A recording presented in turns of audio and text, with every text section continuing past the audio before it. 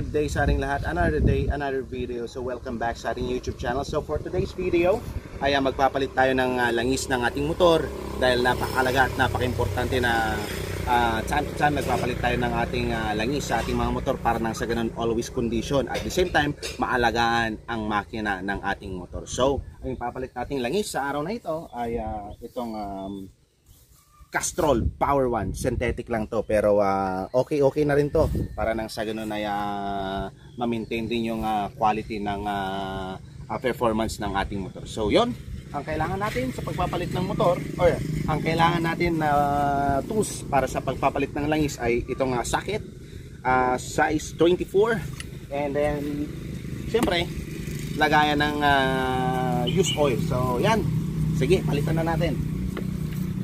Okay. Ayan. So, ganyan lang siya.